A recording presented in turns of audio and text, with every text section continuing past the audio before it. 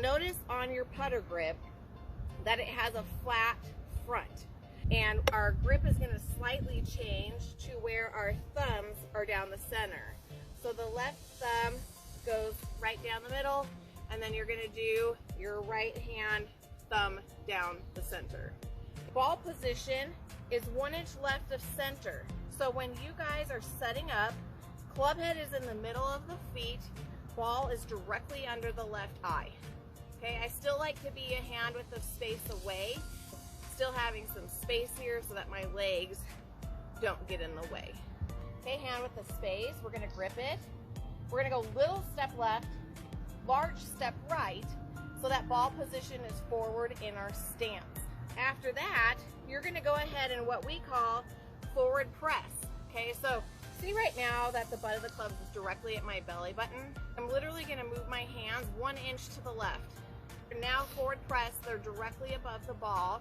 The reason we do that is because you have some loft on your putter face. That's typically between 1 and 4 degrees of loft. So when we forward press, it takes the loft off. When we take the loft off, the ball is less bouncy. Let's talk about the putting stroke. When we're putting, it is all shoulders, no lower body. So you were literally dead from the hips down. That's gonna look like his head is super still and all chest and shoulders. There's none of this happening. When I get my hips into it, it goes way farther than it should. Further back you pull your putter, the further the shot's going to go. Your tempo should always be the same. Okay, so let's say I have a 10-foot versus a 30-foot putt. My tempo will be the same. My backswing will be longer for the 30-foot putt than the 10-foot putt. So let's say, for example, I'm just gonna putt to right there. I'm gonna have a nice short backswing and a nice long through. That's gonna ensure that I'm accelerating through impact. We never wanna decel through impact. So you wouldn't wanna take it way back here and then your brain's like, oh my God, this is going so far past the hole. And then we slow down into the ball, right? You've never putt in your entire life. I always say for every foot of the putt is a ½ an inch of backswing. If I have a 6-foot putt, 3 inches of backswing. I'm gonna take my club head back 3 inches between the ball and my club face, and then all the way through. So that teaches you to accelerate. If you guys follow your ball with your eyeballs, it looks like this. Ball goes left. When you're putting, I like to specifically look at the grass behind the ball. I find a spot and I keep my eyes on that grass the whole time. Once the ball's gone, then you can look up. I like to use the line on the ball. Fun fact, if you were 1 degree off on your line on an 8-foot putt, you're going to miss. Every ball has a line, right? So as long as you're on the putting green, you get to line up your ball. Frames you can't. You always line up your putt. Let's say I'm going to my alignment stick from behind. This is considered from behind. Okay, so you're gonna line it up. One thing I do is I hate standing up, bending down, standing up, bending down, is I'll just use my shaft above, I'll hover above and make sure my line looks correct.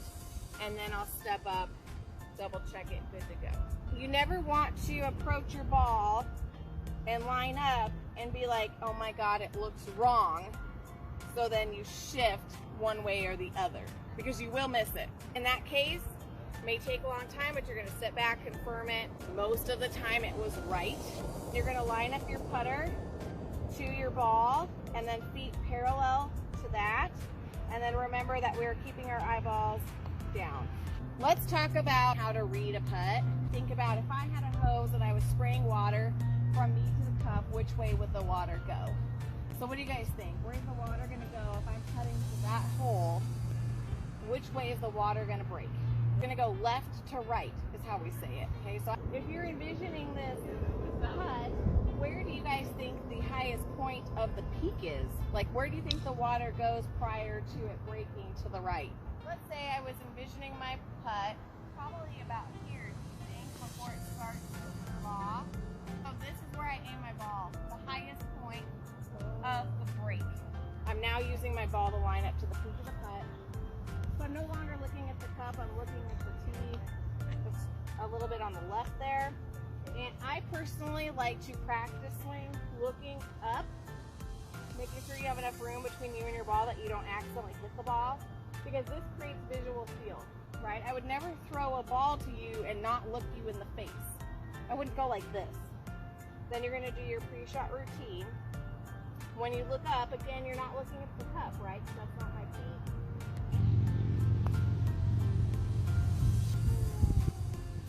So we're aiming to the peak, taking our practice swing, looking at the peak, not looking down to create visual feel. Really like throwing golf balls for practice.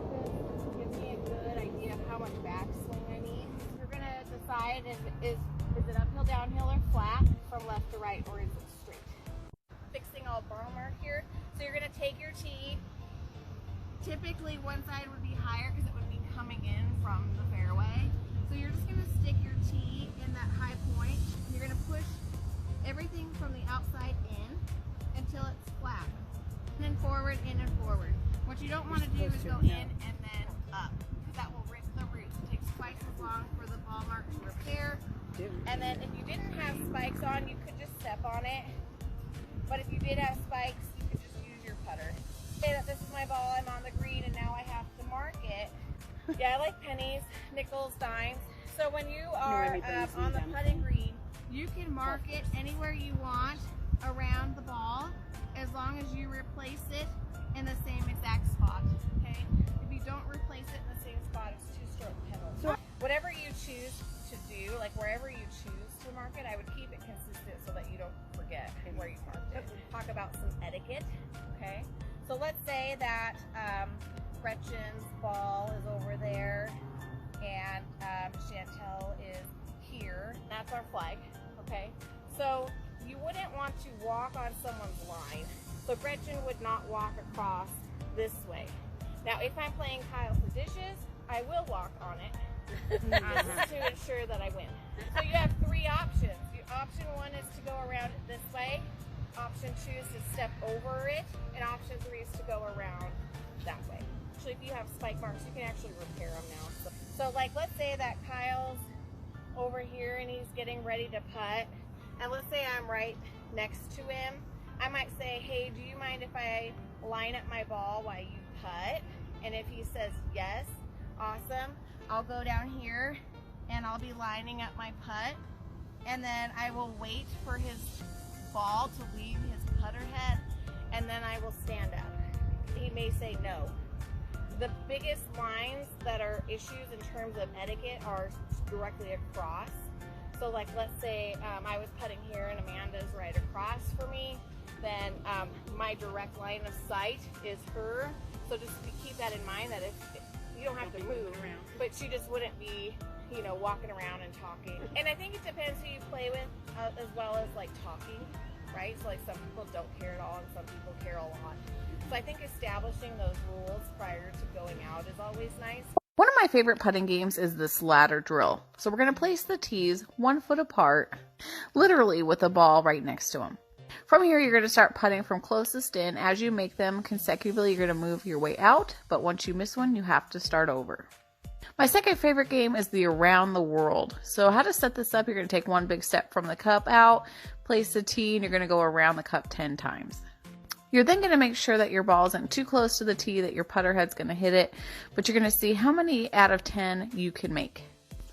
After you've done it once, you're going to run through the drill again a second time to see if you can beat your first number. As you can see here, as I go through the drill, if I miss a shot, I just pull my ball back so that I can count how many I missed at the end. This way the balls in the cup won't interfere with the drill. Also, a little bit of golf lingo. When you're playing, a lot of times people will tell you where to aim. For example, they may say center, inside left, left edge, 1 ball left, or 2 balls left. Same goes on the opposite side, inside right, right edge, 1 ball right, 2 balls right.